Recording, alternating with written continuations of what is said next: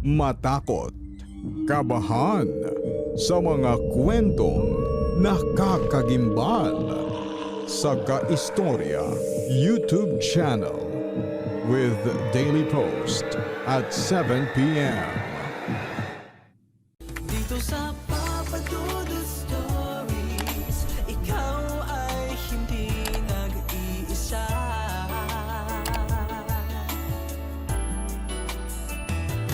Dito sa Papa Dudut Stories, may nagmamahal sa'yo. Papa Dudut Stories. Papa Dudut Stories. Dear Papa Dudut, sa lahat po ng mga nakatutok ngayon, huwag pong kalimutan mag-like, mag-share at mag-subscribe. Maraming salamat po sa inyong lahat.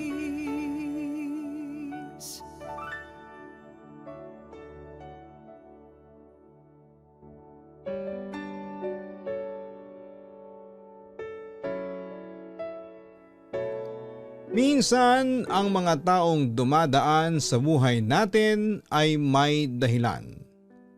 Kahit na sandali lang natin silang nakasama, maaari silang mag-iwan ng impact na hindi natin mapapansin. At kahit pa mawala na sila sa pisikal na mundo, minsan ay bumabalik sila sa paraang hindi natin inaasahan. Hindi para magdulot ng takot, kundi para sabihin na kailangan pa rin nila ng tulong natin. Dear Papa Dudut, magandang araw po sa inyong lahat. Gusto ko lang ding magbahagi ng kakaibang nangyari sa pamilya ko. Simula nang umuwi kami galing sa bakasyon sa isang resort. Natatandaan kong 1 linggo na lang noon bago magpasko nang nangyari ang trahedya. Ako nga pala si Ivan, may asawa at 2 anak na babae at bunsong anak na lalaki. Taga Bulacan po ako, Papa Dudut, dahil pare-pareho na rin namang mga walang pasok noon ng mga bata at ako naman ay nakapag-leave na sa trabaho. Nagpasya kami ng asawa kong si Lisa na magbakasyon sa isang resort sa probinsya nila sa Mindanao para makapaglibang din ang 2 naming anak bago kami umuwi ng January. 2nd week pa lang ng December ay lumipad na kami pauwi sa Mindanao para may panahon din kaming makapag-bonding sa mga kamag-anak ng misis ko. Isa rin sa dahilan ng pagpunta namin doon ay para mabisita ulit ang bahay namin doon. Dahil nasa Bulacan ang trabaho ko, dinala ko ang pamilya ko noon dito noong iisa pa lang ang anak namin ng asawa ko. Kumbaga naging bahay bakasyon na lamang yung bahay namin sa Mindanao. Papa Dudut, noong araw na pumunta na kami sa resort, kung saan kami mag-i-stay ng isang buong gabi. Pagdating pa lang sa kwarto na tutuluyan namin, agad nang naglulumikot ang mga bata. Gusto na raw mag-swimming lalo na yung panganay namin na 5 taong gulang. Kaya matapos naming mag-ayos ng gamit at mapalitan sila ng damit na pang-swimming, agad namin silang pinapunta sa pool area. Nang makarating kami doon ay nakita ko kaagad ang kiddie pool. Malinis yung lugar. May maliit na slide na hiwalay sa mas malaking pool para sa mga matatanda. May wave pool din sila by schedule lang naman ng alon tuwing 10:00 ng umaga at 3:00 ng hapon. Nung una pa lang ay excited na si Sofia na magtampisaw sa tubig habang inilalagay ko ang inflatable armband niya. May biglang lumapit na batang lalaki na mukhang kasing edad niya. Naka-blue shorts at may hawak na maliit na beach ball. "Hi, anong pangalan mo?" Bati nito kay Sofia. Tapos ay tumingin sa akin at nginitian ako. "Kuya, pwede ba akong makipaglaro sa kanya?" Natawa ako sa pagtawag niya sa akin ng kuya. Dahil kahit tatay na ako, minsan pa ring nakakakuha ng ganong pagtawag. Pumayag naman ako at sinabing mag-ingat lamang sila at huwag anong lalayo sa kiddie pool. Sinulyapan ko rin ang paligid para hanapin ang magulang ng bata. Pero mukhang busy yata sila o nasa ibang parte ng resort. Nang makita kong hindi naman sila lumayo ay hinayaan ko na lamang silang maglaro. Magkatabi sila na naghahagisan ng beach ball at minsan pa ay nagtatawanan. Narinig ko pa ngang sabi ng batang lalaki na kaya ko na dito. 5 na kasi ako eh. Si Lisa naman noon ay nasa tabi ng bunso naming si Anika na 3 taong gulang noon. Naglalagay siya ng sunblock habang nakasandal sa isang payong. Nung nagsimula nang tumunog ang alarm na senyales na malapit nang magsimula ang wave sa malaking pool, maraming mga matatanda ang nagpunta doon. Ang ilan ay may kasamang mga bata na excited na makaranas ng alon. Nagsimula namang umalon ng dahan-dahan. Tapos ay unti-unti yung lumalakas hanggang sa magkagulo ng mga tao doon. Nagkakatakbuhan, nagkakaiba-iba ng posisyon. Ang iba naman ay nagtatalon-talon habang umaalon. Ang focus ko talaga noon ay kay Sofia dahil baka mawala ng balanse dahil sa alon kahit nasa kiddie pool. Natatandaan ko pa na minsan ko pang namataan yung batang lalaki na kasama pa rin ang anak ko. Nagtatawanan habang hinahabol ang beach ball na medyo nalilihis na ng direksyon. Pagkatapos noon, mga ilang minuto pa ay biglang naglaho yung bata sa paningin ko. Akala ko noon ay pumunta lamang sa ibang dako ng kiddie pool o baka tinawag na ng mama niya kaya umalis na. Pero sinubukan ko pa rin munang hanapin ito ng tingin pero hindi ko makita kaya binaliwala ko na lamang at binalik na lamang ulit ang pansin kay Sofia na noon ay naglalaro na ng sandcastle sa gilid ng pool. Hanggang sa 1 oras ang lumipas bago tuluyang tumigil ang wave sa malaking pool. Nagkanya-kanya na ulit ang ibang mga tao na nagkukumpulan lang noong may wave. Tapos ay muling lumipas ang mga 10 minuto pa yata noon. Biglang may narinig kaming malakas na sigaw mula sa direksyon ng wave pool. May bata! May batang nalunod! Something like that. Napatingin kami ni Lisa sa gawing yon. Nakita naming may isang mas matandang bata na nag-aangat ng isang malit na katawan ng isa pang bata mula sa tubig. Habang papalapit ang iba, doon ko napagtanto na ang batang yon ay si RJ. Ang batang nakipaglaro sa anak ko bago naglaho sa paningin ko. Ang blue shorts na suot at ang beach ball na hawak nito ay nandun pa rin sa tabi nito. Mabilis na nagtakbuhan ang mga lifeguard at saka simulan nilang gawin ang CPR matapos mailayo sa tubig yung bata. Habang ang iba naman ay tumatawag ng ambulansya. Nakita ko rin na may babae at lalaking natatarantang tumakbo palapit sa nire-revive na bata. Base sa napansin ko, yun yata ang mga magulang. But sadly the kid was not revived. Base rin sa narinig ko na sabi ng mga tauhan ng resort nang may takbo na yung bata palabas sakay ng ambulansya. Mahigit 30 minutes na raw na nakalubog sa tubig yung bata. Base sa kuha ng CCTV matapos ma-review. Walang nakakaalam paano nangyari na wala man lang nakapansing mga tao na may pumunta palang bata doon sa may wave pool na nag-iisa. Wala man lang kasamang adult. Na-question din ng ibang tao na bakit hindi man lang daw agad nakita ng mga lifeguard na naka-assign doon. At may iba rin na parang sinisisi pa yung mga magulang ng bata dahil hindi man lang daw hinanap nung mawala sa paningin nila. Bumalik kami sa kwarto ni Lisa nang may hindi may paliwanag na kalungkutan dahil sa mga nangyari, Papa Dudut. Kahit na hindi namin kaano-ano yung bata, bilang isang magulang ay sobrang sakit noon. Nasa isang iglap ay nawala ng ganon na lamang sa iyo ang anak mo. At dahil ako rin ang huling nakausap ng bata bukod sa anak ko bago nangyari ang trahedyang iyon ay sobrang naging apektado rin ako. Hanggang sa pagtulog ko, Papa Dudut. Kinabukasan nang maghanda na kami para umuwi, naririnig pa rin namin ang usap-usapan ng ibang bisita tungkol sa nangyaring aksidente. Nang makasakay na kami sa van na gamit namin at sinimulan ko ng buksan ang makina ay biglang nagsalita si Sofia. "Uy, bakit sasama ka sa amin? Hahanapin ka ng mama mo, hala ka." Dahil sa narinig ko ay napatigil ako sa pagpapatakbo ng makina at lumingon sa pinakalikuran. Kasalukuyang nakatingin si Sofia doon pero wala naman akong nakitang kahit na sinong nakaupo doon.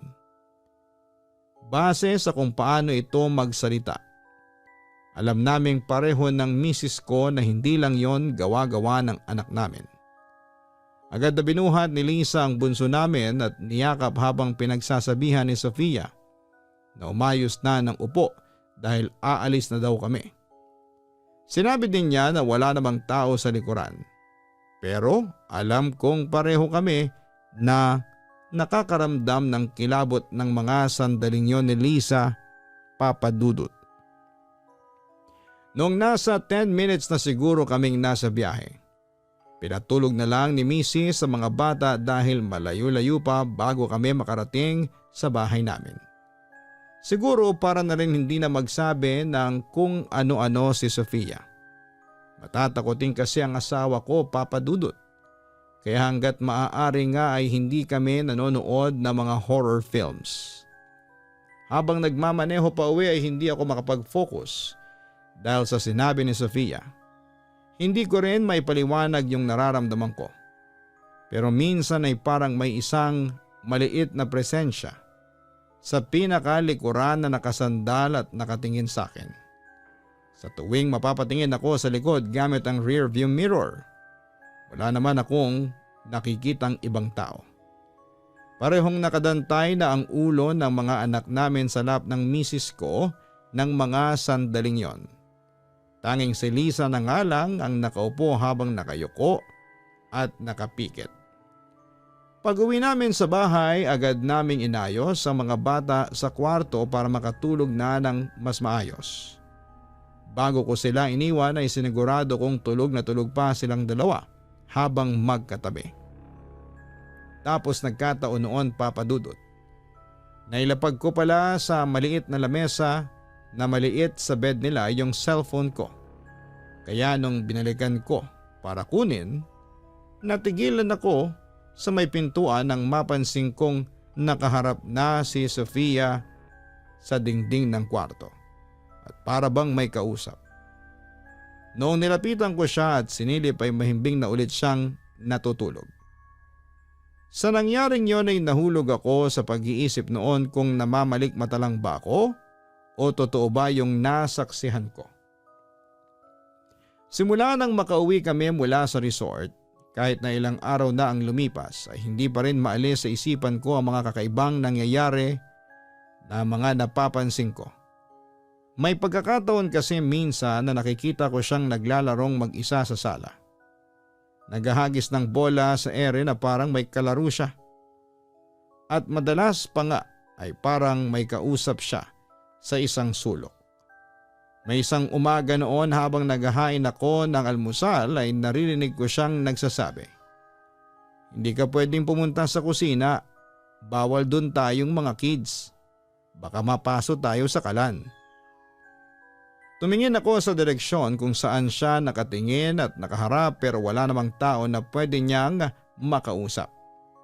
Tapos ay naramdaman ko na biglang parang medyo lumamig sa loob ng bahay namin.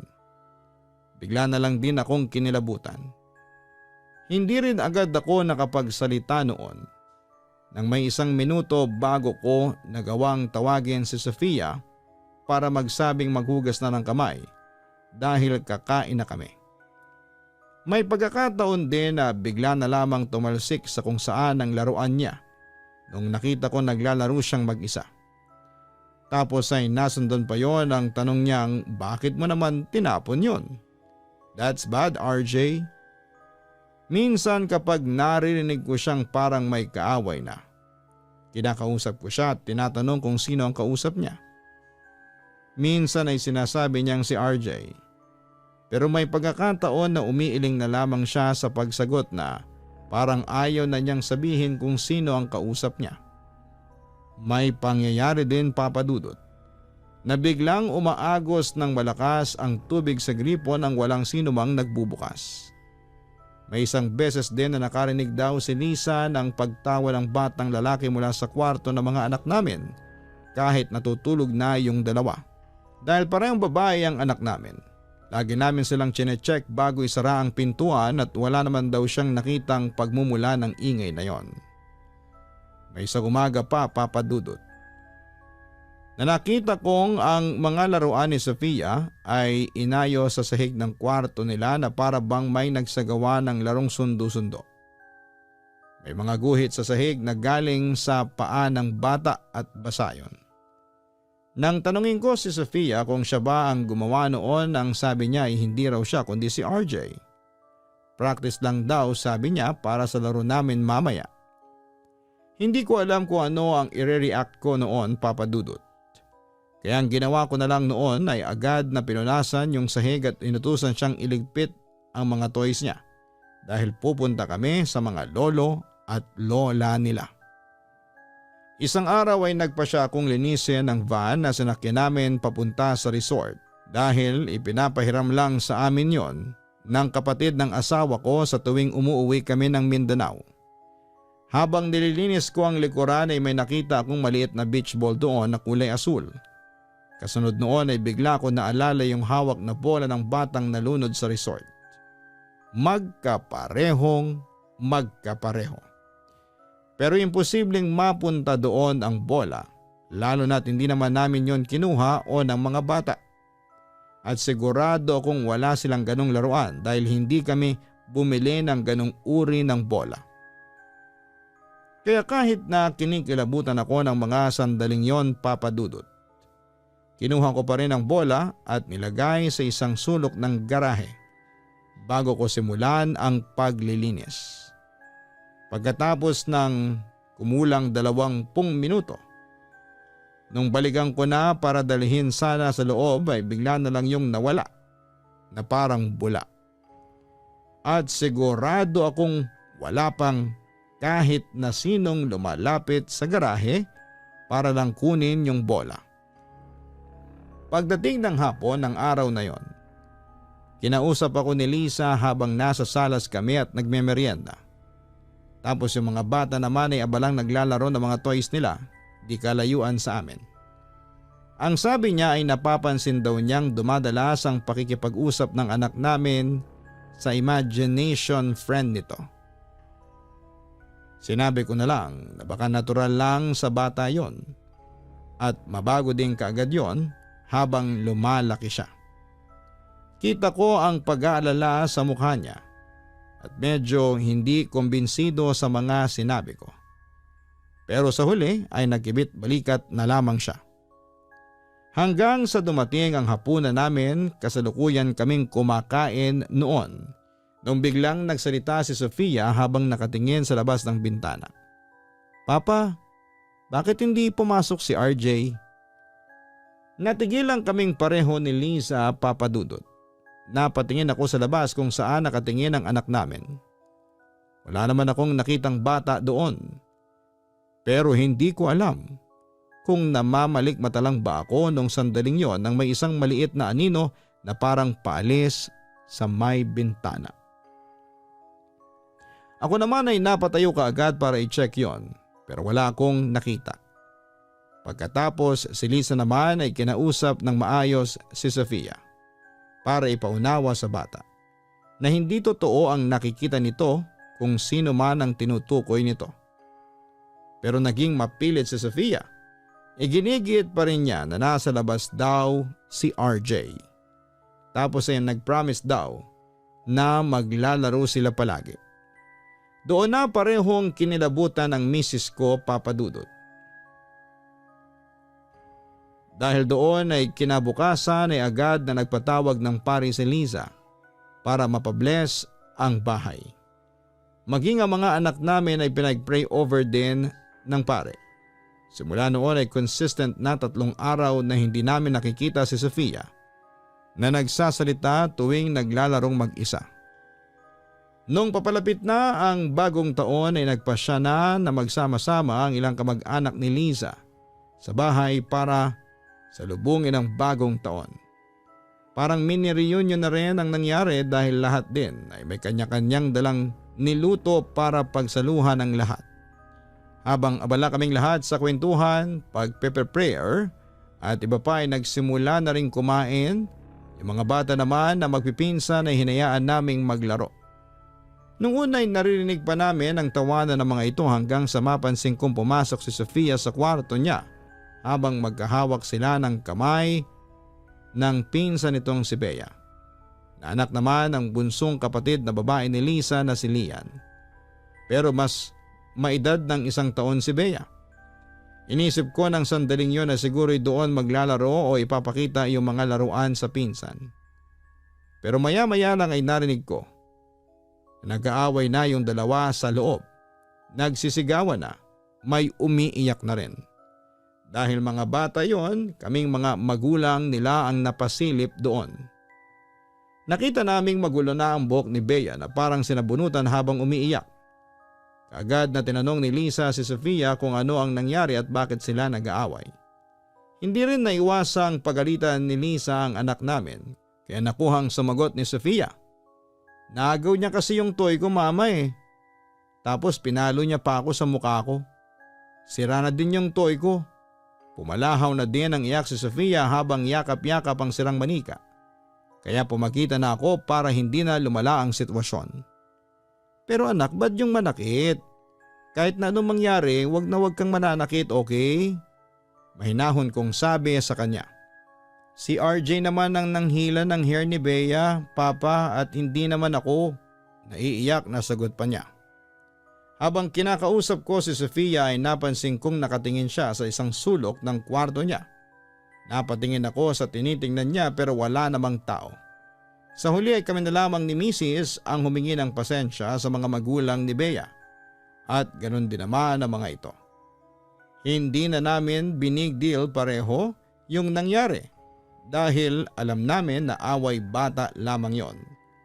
At natural lamang yon na nangyayari. Pero ang hindi talaga naalis sa isipan ko noon, Papa Dudut. Tung narinig namin ni Lisa na sinabi ni Bea sa mama niya habang palabas sila ng bahay noong pauwi na sila. Mama, yung playmate namin kanina, isumbong mo sa mama niya ha. Bad boy siya eh. Inalis nila ako ni Sofia. Doon kami nagkatingin na ng asawa ko. Mixed emotions na noong time na yon. Dali-daling pumasok si Lisa at hinanap agad ang mga anak namin. Noong gabing yon matapos naming salubungin ang bagong taon ay sama-sama kaming 4 na natulog sa isang kwarto, Papa Dudut. At nang gabi ring yon, hindi ako makapag-isip ng maayos. Alam kong hindi na basta-basta imahinasyon lamang ng mga bata ang kakaibang nangyayari sa bahay. Talagang may presensya sa bahay namin ang batang nalunod sa resort. At nangangamba akong baka isa sa mga anak ko na ang susunod na masaktan niya kapag nagtagal pa yon. Pero hindi rin kasi ako sigurado kung may maniniwala bang ibang tao kung sasabihin kong may batang multo sa bahay namin na kinakausap at kalaro ng anak ko at nagagawang makapanakit ng ibang bata. Dahil doon ay lalo akong hindi nakatulog ng buong gabing yon hanggang sa nahulog na lamang ako sa pag-iisip kung paano ko haharapin ang sitwasyon. Kinabukasan ng umaga ay nagising ako dahil sa ingay na narinig ko mula sa kusina. Akala ko ay nagluluto na ng almusal ang asawa ko, kaya naman kampante pa akong nagpatuloy sa paglalakad papunta doon. Pero nang pagpasok ko ay nakita kong walang tao. Pero bukas yung kalan at ang kawali naman namin na dapat ay nakasabit ay nasa sahig na at basang-basa pa ng tubig. Muntik na ring masunog ang panyo na nakapatong sa tabi ng kalan dahil sa apoy. Kaya dali-dali akong napatakbo para patayin yon. Pagkatapos ay agad kong tsinek ang buong kusina. Maging ang bintana at pintuan namin ay nakasara pa rin. Walang bakas ng kahit na sino mang pumasok. Hindi nang tagal ay parang may naramdaman akong takot sa likod ko. Kaya napalingon ako, Papa Dudut. At doon ko nga nakita na may malabong anyo ng isang bata na nakatayo sa gilid ng lababo. Pero saglit lamang yon, Papa Dudut. Dahil bigla na lang siyang nawala nang marinig ko ang boses ng asawa ko. Napapalapit na ng kusina at tinatawag ako. Tinatanong kung anong ingay daw yon. Dali-dali na lamang akong lumabas ng kusina at sinabing nahulog ko lang yung kawali. Hindi ko na sinabi sa kanya ang nakita ko, Papa Dudut, kasi ayokong dagdagan pa ang pag-aalala niya, lalo na at buntis pa siya. Kahapon lang din namin nalaman matapos mag-positive ang 3 pregnancy test na ginamit niya. Dahil na rin sa sitwasyon ay napagdesisyonan ko noon na hanapin na ang mga magulang ng batang nalunod. Kinabukasan ay naghanda na ako para maligo bago sana bumalik sa resort at alamin ang ilang impormasyon tungkol sa mga magulang ni RJ. Nang biglang dumating ang mga biyanan at hipag ko. Ang sabi ni Nanay Sylvia at Tatay Densyo, gusto lang daw nilang kaming bisitahin at makasama na rin bago daw kami umuwi ng Bulacan sa susunod na araw.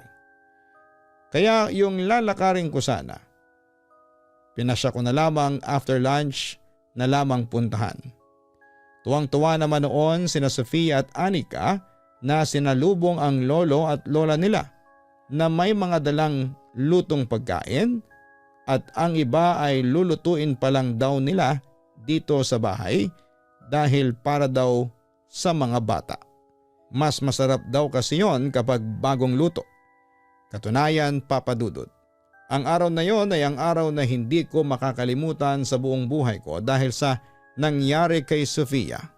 Naalala ko pa ang kakatapos lang namin noon na kumain ng pananghalian at lahat kami nakaupo sa sala. Nagkukwentuhan tungkol sa plano namin at hanggang sa ipagtapat na nga din namin sa kanila na buntis na nga ulit ang asawa kong si Lisa.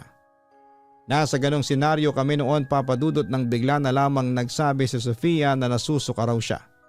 Kaya napunta sa kanya ang atensyon naming lahat. Kasalukuyan siya noong nakaupo sa tabi ng sofa. Tapos nang tumayo siya at lalapitan na siya ng misis ko, ay bigla na lamang siyang natumba. Mabuti na lamang at mabilis ko siyang nasa loob bago patuluyang bumagsak sa sahig. Natataranta kaming lahat noon, Papa Dudut, dahil first time na nangyari yon kay Sofia. Agad na kinuha siya sa akin ni Lisa at binuhat habang patuloy na ginigising. Si Nanay Sylvia naman ay natatarantang inutusan si Tatay Densyo na kumuha ng tubig sa kusina at ako naman ay agad na kumuha ng pwede kong ipamaypay. Dahil yun lang ang naisip kong gawin sa pagkataranta ko na rin. Nag-aalala kaming lahat noon, Papa Dudut. Hindi naman malaman kung ano ang gagawin. Pero hindi rin nagtagal. Ay nagkamalay din kaagad si Sofia habang kandong at yakap-yakap ni Lisa. Nang kumustahin namin siya kung ano ang nararamdaman niya o nasusuka pa rin ba siya. Bigla na lang siyang umiyak ng mahina. At pare-pareho kaming natigilan nang marinig naming nagbago ang boses niya. Mas mababa at parang boses ng isang batang lalaki. Nasaan ang mami ko? Hindi ko siya makita. Sabi nito at may isang minuto rin itong umiyak bago ulit biglang nawala ng malay. Noong magkamalay ulit, mga ilang segundo lang ng pagmulat niya. Doon na siya sumuka, Papa Dudut. Dahil sa mga nangyari, ay pinunta agad namin siya sa pinakamalapit na ospital.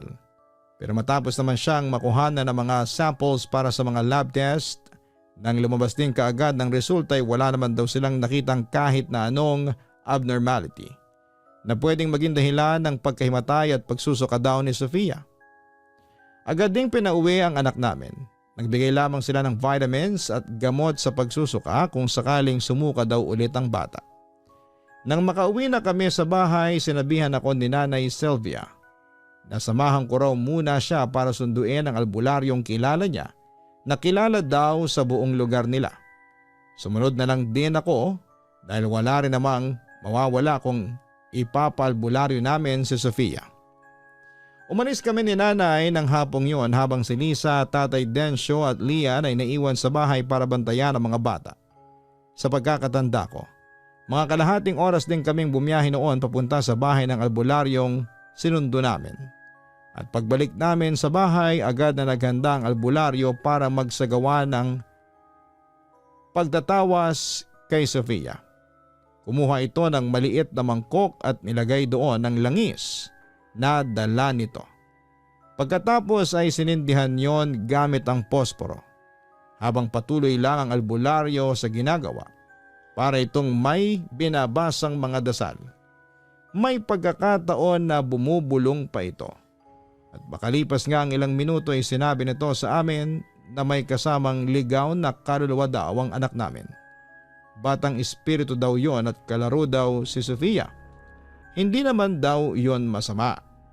Mabait pangaraw kasi nakikita daw niya sa ginawa niyang pagtawas na handang ipagtanggol ng espiritu si Sofia sa mga mananakit dito. Pero nagdagdag paalala ang albularyo na kailangan daw mapaalis ng agaran yon dahil baka magustuhan itong sumama palagi sa amin.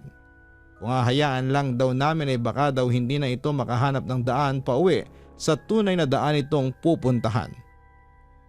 Dahil sa mga narinig namin ni Lisa, doon na namin kinuwento sa albularyo ang lahat, Papa Dudut. Mula sa narinig namin kakaibang boses matapos mahimatay si Sofia hanggang sa hinala naming mag-asawa na baka ito yung batang nalunod sa resort. Sinabi din namin sa kanya ang mga pagpaparamdam at mga kakaibang kilos ng anak namin mula nang umuwi kami galing sa resort. At madalas din naming nakikita si Sofia na nakikipag-usap sa hindi naman namin nakikita. Sinabi ng albularyo na posibleng pagsanib nga daw ang nangyaring yon, Papa Dudut. Dahil gusto ng espiritu na makipag-usap sa mga tao at ang anak daw namin ang ginamit dahil may koneksyon daw silang dalawa. Ang payo pa ng albularyo sa amin, kailangan daw naming ihatid ang espiritu sa ina nitong hinahanap nito. Baka doon ay makatawid na raw ito. Kasunod noon ay lumapit siya kay Sofia. Sinimulan niyang haplusin ang noo at mga kamay ng anak namin saka bumulong. Pagkatapos noon ay pinasuotan niya ng rosaryo. Binigyan din niya kami ng kandila na ang sabi niya ay may basbas ng holy water. Sindihan daw namin yon kapag matutulog na si Sofia sa gabi. Magsisilbi daw yung proteksyon at maiwasan na ring malapitan para kalaruin sa gabi. Kinabukasan ng umaga agad akong pumunta sa resort, Papa Dudut. Nakausap ko doon ang manager. Alam ko na bawal silang magbigay ng impormasyon ng mga bisita dahil may strict policy sila tungkol doon. Pero naglakas loob pa rin po ako. Mabuti na lang at mabait ang manager at naintindihan naman niya ang pinagdaraanan namin bilang magulang. Kaya nang makuha ang address at contact number na kailangan ko ay agad na ulit akong bumiyahe para puntahan ang mga magulang ni RJ. Mga 1 oras din akong bumiyahe noon papunta sa kanila. Nang kumatok ako at tuluyang bumukas ang pintuan ay isang ginang ang nakita ko. Agad ako nagpakilala at tinanong kung siya nga ba ang pangalan na binabanggit kong hinahanap ko. Agad akong nakipagkamay sa kanya at nagbigay ng pakikiramay nang makumpirmang siya na nga ang mami ni RJ. Sinabi ko sa kanya na ako ang ama ng batang babae na kalaro ng anak nila sa resort. Maayos na pinatuloy naman niya ako noon, Papa Dudut. Doon ko na silang mag-asawang kinausap ng masinsinan. Nung una, Papa Dudut, ay iniisip ko na baka hindi sila maniwala. Pero nagbaka sakali pa rin ako ng sandaling yon. Nanatili kaming tahimik ng ilang minuto matapos kong ikwento ang lahat ng nangyari. Pati ang mga pagpaparamdam na ginagawa ni RJ sa bahay namin at pagsanib ng anak kong si Sofia kamakailan lang. Kasunod noon ay tuluyang napaiyak ang mami ni RJ habang hinahagod naman ng asawa ang likod nito. Dinig na dinig ko ang paulit-ulit nitong sinisisi ang sarili sa mga nangyari sa anak nila. Maraming what ifs na narinig ako mula sa kanila habang mababakas ang bigat ng pighati mula sa mga mata nilang basa na ng mga luha ng mga oras na yon. Ang tanging nasabi ko na lamang noon ay hindi nila kasalanan ng mga nangyari at marahil ay hindi rin gusto ni RJ na nakikitang sinisisi nila ang sarili nila sa pagkamatay niya. After naming mag-usap noon, Papa Dudut, ay inanyayahan ko silang sumama sa akin sa bahay para tulungan silang makapagpaalam sa anak nila. Mabait naman sila at agad akong pinaunlakan. Pagdating sa bahay, pinayagan namin silang tawagin ang pangalan ng anak nila bago simula ng padasal para sa bata. Lahat kami ay nanatiling tahimik muna kasama yung pare na inimbitahan ni Nanay Sylvia. RJ, anak, we're here na. Pumunta ka na dito sa akin, anak. Halika na kay mami. Alam namin na hinahanda mo kami kaya sumama ka na sa amin ng daddy mo. Umuwi ka na. Malungkot at naiiyak na sabi nito habang hawak ang kamay ng asawa niya. Kasalukuyan silang nakatayo sa gitna ng salas. Pagkaraan ng ilang sandali, Papa Dudut, ay naramdaman naming may malamig na hangin na dumaan sa buong salas ng sandaling yon. Pero kaagad din namang nawala yung ganong klaseng pakiramdam. At nang hapong ding yon, Papa Dudut, ay dumiretso kaming lahat sa resort kasama ang kakilalang pare nila nanay. Nagpaalam kami sa manager at sinabi namin ang dahilan ng pagpunta naming lahat doon. Pinayagan naman nila kami na magdasal sa tabi ng wave pool kung saan ay nangyari ang aksidente. Nagdala kami ng mga bulaklak at nilagay namin ang mga yon sa gilid ng tubig. Kasama rin namin ang ilang tauhan ng resort na gustong sumama sa pagdarasal para sa bata. Nang inabutan na kami ng gabi sa resort ay nagpasya na lang kaming lahat na doon na matulog matapos kong maihatid yung pare sa pupuntahan daw nitong kakilala na medyo malapit sa lugar. Ang pananatili na rin namin doon ng isang gabi ang ginawa naming pagkakataon para sa last bonding bago kami umuwi ng pamilya ko pabalik ng Bulacan kinabukasan ng gabi. Kasama rin pala namin na nagstay sa resort, Papa Dudut, ang mga magulang ni RJ. Sinagot ko ang expenses nila ng gabing yon sa resort. At kinabukasan po noon ay ako rin ang naghatid sa kanila pauwi matapos kong iuwi ang pamilya ko sa bahay para makapag-impake na rin ng mga gamit namin. Mula nang makauwi na kami ng Bulacan, Papa Dudut, hindi na namin naramdaman o nakita pa ang presensya ni RJ. Minsan lang naming mag-asawang marinig ang pangalan niya kapag kinikwento ni Sofia noon sa kapatid niyang si Anika ang tungkol sa kaibigan niya. Hanggang ngayon, na tatlo na ang anak namin ng misis ko, paminsan-minsan ay nagkakakumustahan pa rin kami ng mga magulang ni RJ. Alam kong masaya na si RJ ngayon dahil nasa piling na siya ng Diyos na lumikha sa ating lahat. Hanggang dito na lamang po ang maibabahagi kong kwento, Papa Dudut, and more power po. Lubos na gumagalang, Ivan. Maraming salamat sa pagbabahagi mo ng iyong kwento, Ivan. Ang ganitong biglaang pagkawala ng mga mahal sa buhay ay walang katumbas na salita para maipaliwanag ang lahat ng nararamdaman ng isang magulang. At ang hiling ko para sa mga magulang ni RJ at para na rin sa mga may ganitong pinagdadaanan, na sana'y balang araw ay tuluyan ninyong matanggap ang masakit na nangyari at bakayanan ninyong yakapin ang mga alaala ng inyong namayapa ng mga mahal sa buhay ng may saya at tuluyang makamit ang kagaanan ng daladala ninyo sa inyong mga puso. Lahat ng nangyayari sa ating buhay ay may dahilan at ang tanging Diyos lamang na lumikha ang nakakaalam ng bawat sagot sa mga bakit natin sa buhay. Huwag tayong makalimot na lagi lamang siyang nandyan para sa atin sa lahat ng oras, sa bawat pagsubok na pagdadaanan natin sa buhay natin.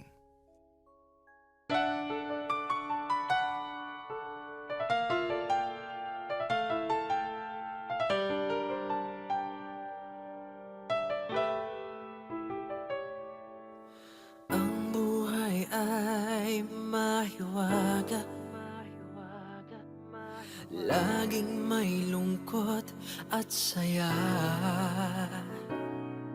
Sa Papa Dudut Stories, laging may karamay ka.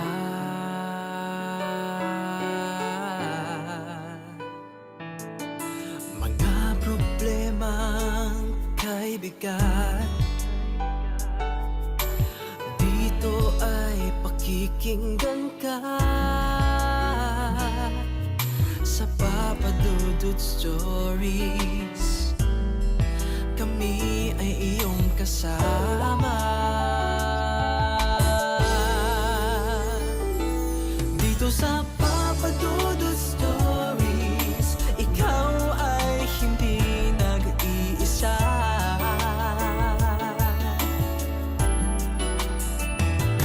Dito sa Papa Dudut Stories, may nagmamahal sa'yo. Papa Dudut Stories, Papa Dudut Stories.